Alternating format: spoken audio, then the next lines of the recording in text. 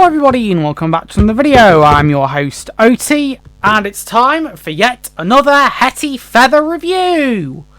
So in the last episode, the search for the Dawn Star continued with a clue being put in one of the paintings, and it was a book which was also in the library.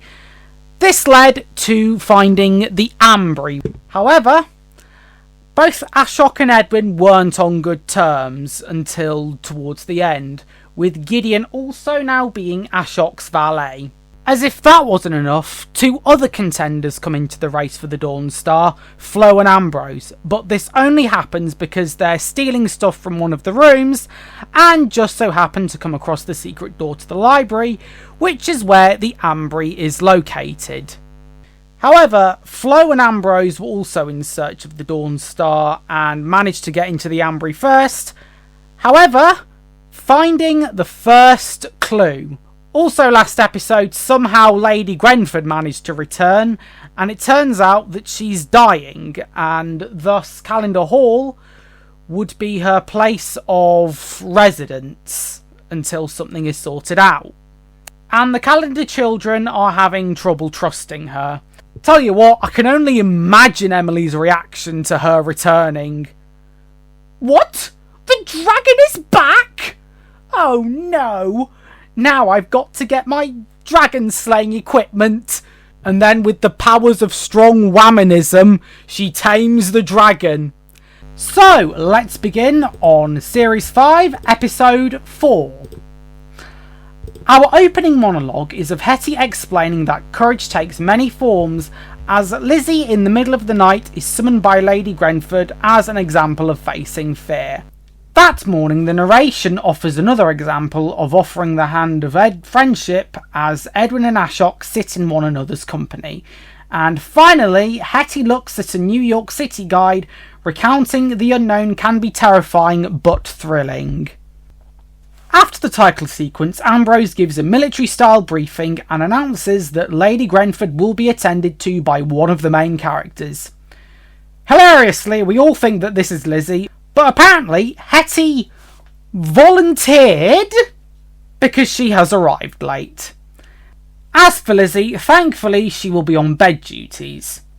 Ambrose, like a teacher, then claps his hands to wake everybody up as they're cue to leave, and Hetty is told to make tea and toast.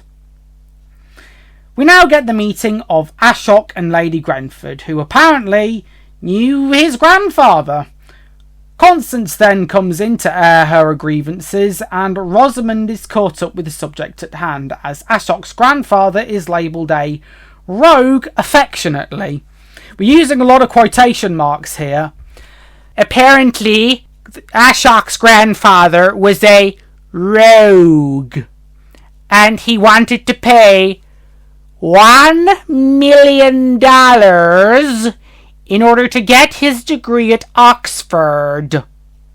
Then we go downstairs. After failing to pronounce hieroglyphics and me failing to spell it, thank you autocorrect, and it's Weeby Robin Flo, Ambrose wants to put the things they stole back and warns her not to be so pally with Agnes as they will be leaving in a few days, and doesn't wish to be disturbed while doing so.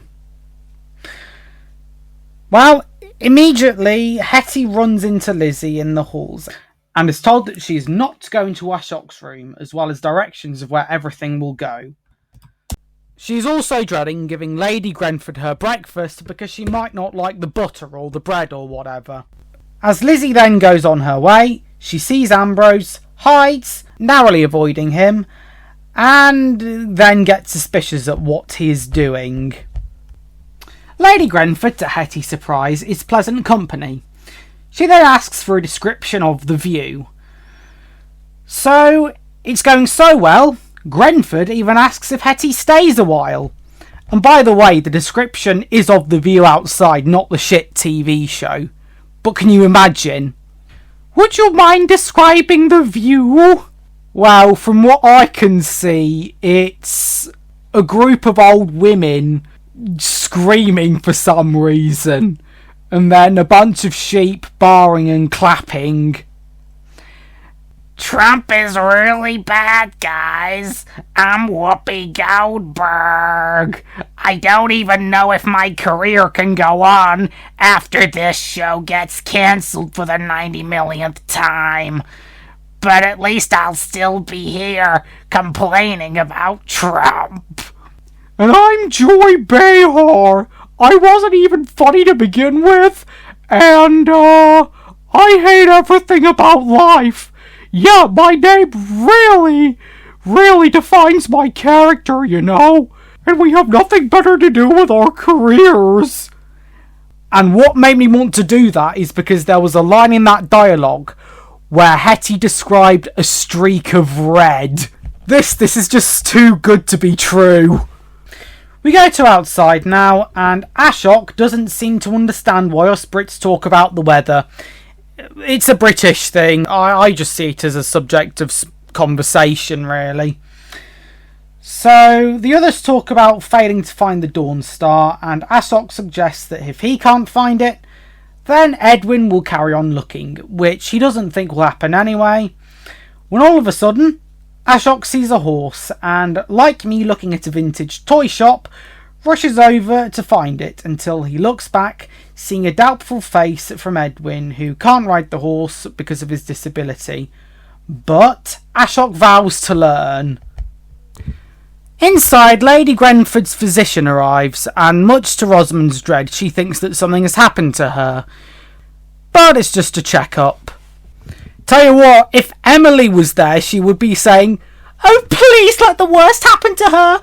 Please say that she's jumped out of a window." Then she could start singing Ding Dong, the Witch is Dead. Elsewhere, Ambrose has finished undoing his thievings. However, Lizzie is also there. It's kind of stupid about how we tell Flo with Lizzie in earshot. I mean, I said this last episode. So, back in Lady Grenford's room, and her state cannot be helped, and rest has been advised. Rosamond, however, recommends that the family doctor sees her for a second opinion, but she's aware that she'll be dying, so George has asked to give her some accommodation by the sea.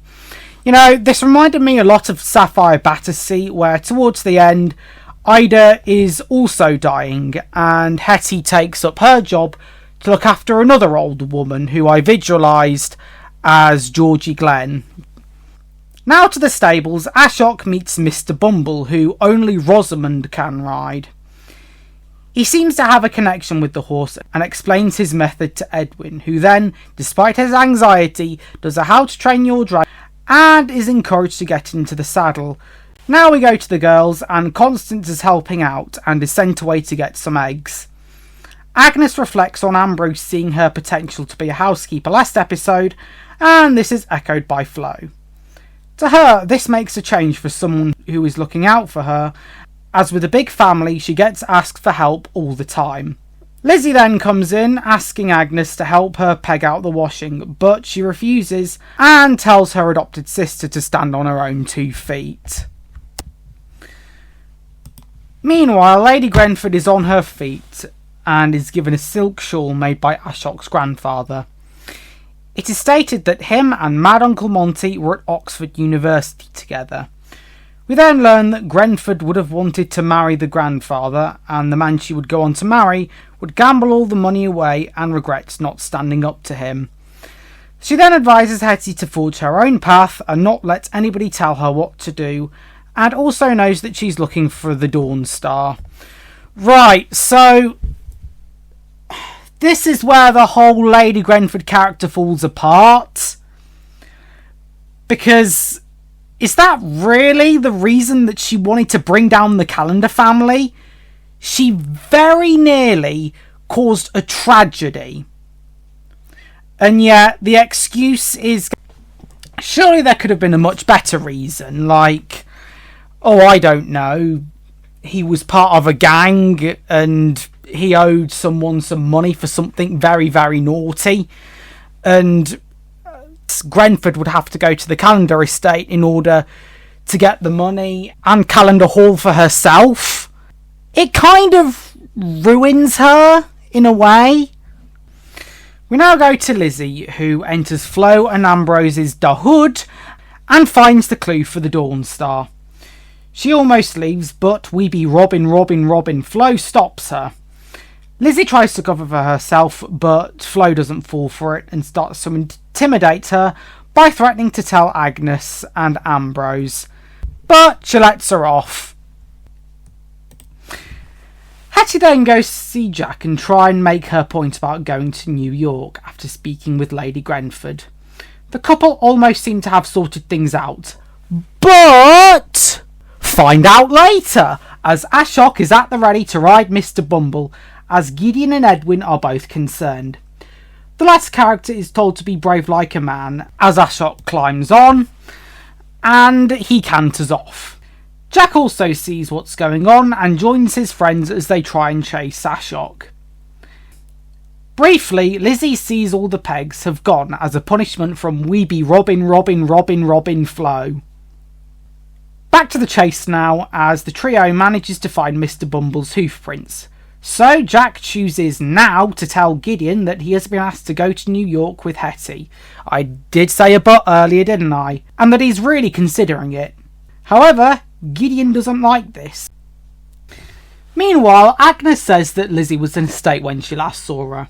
Flo then talks of how her foster father was stricter with her, saying that he had to be cruel to be kind, which almost convinces Agnes to do the same. Nice Shakespeare quote there.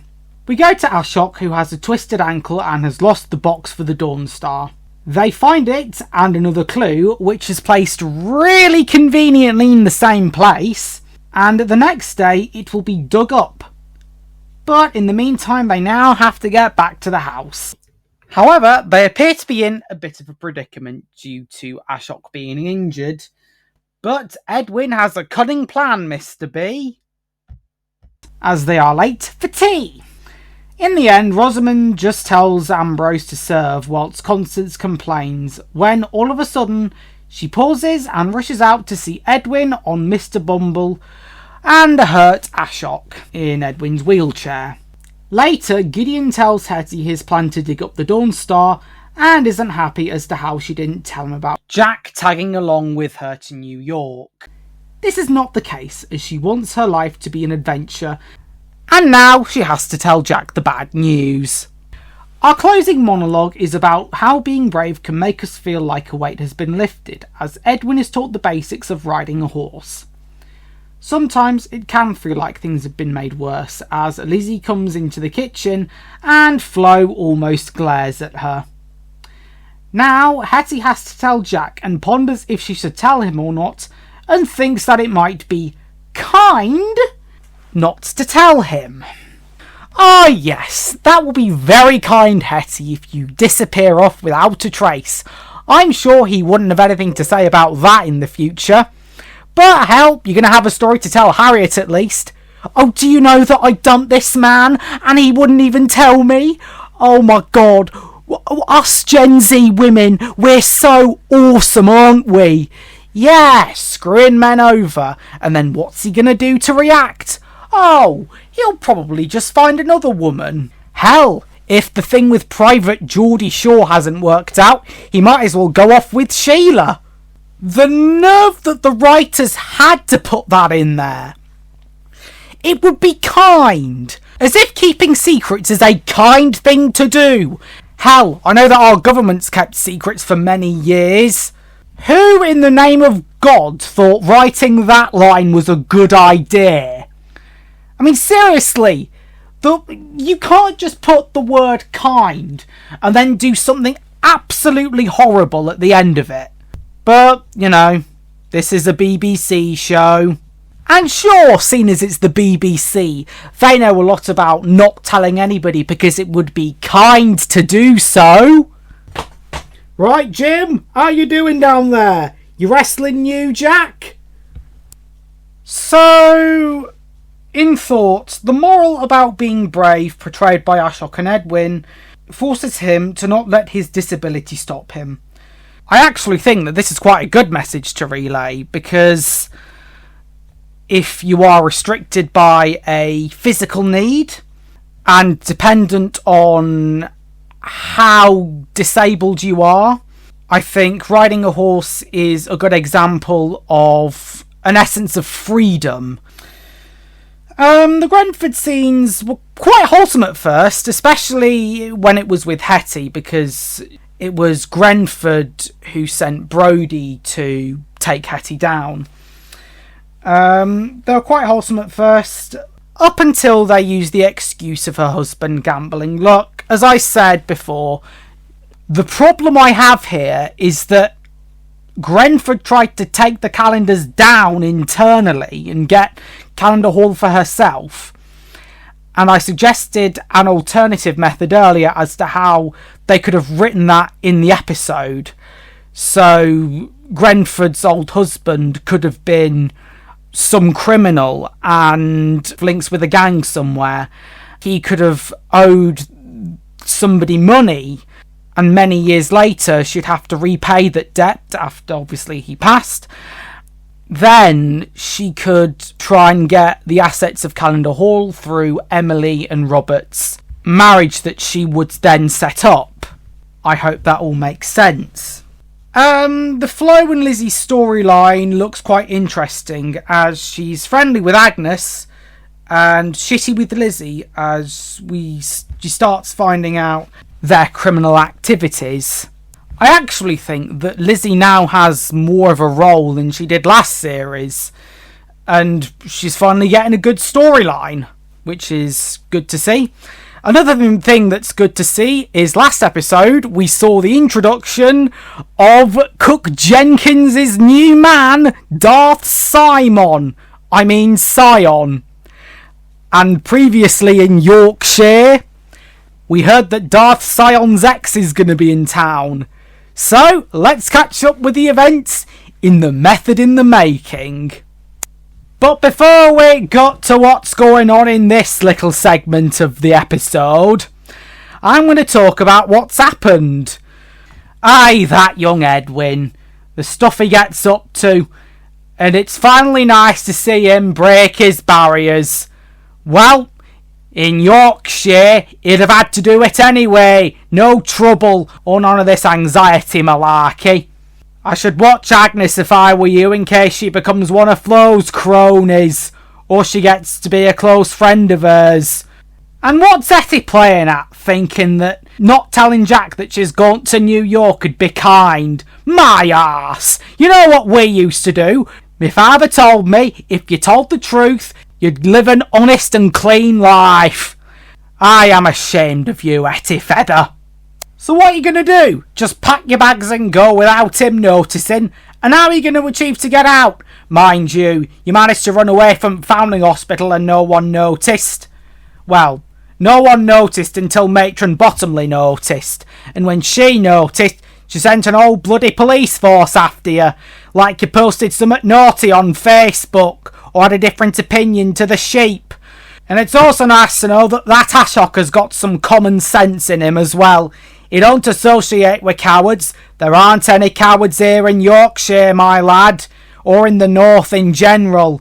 We're the toughest and strongest as they come, I'll have you know. How you weren't sent up here is beyond me. Now, if you were paying attention in last episode, you noticed that I have a new man, Darth Scion. And you've all been waiting for the reveal of his ex. So, this is what his ex looks like. Why I'm stuck in this stupid place is beyond me. Why does nobody have a southern accent? Oh, I'm sorry. If you don't like north, you can go down south with Hetty, or any of the other posh snobs down there. Hell, if you go to London, you wouldn't recognise it. I do not wish to go to London. Travelling is a very risky business. It is the symbol of a journey that one must undertake. Who knows what one will find? Will you shut up, love? You see why I left you now? You left me, Scion, because you were a fool and a whiny bitch. And whiny bitches are always the worst cowards you could ever have. Ashok himself echoed that. Don't get angry, darling. Just come with me. Although you have found a new love, Scion, know that my shadows will always be here. Besides, I live in the village anyway, which means I will be seeing you all day, every day. I shall be watching you. I shall be stalking you through the force and the power of the dark side. Many do not understand that what you and I had was an understanding. While you'll have to understand that now this episode's come to an end and we can't bear you going on like a bloody librarian. If you want to go to library, bugger off and do so. That's it for the method in the making today. Hold on, I didn't get to say any lines today. Yes, you did. No, I didn't. It's as if you don't care about men. We don't. Anywho, time to wrap up. Yep, okay, that was a quick handover. Yeah, thank you all for watching, and I'll see you all later. Ta-ra!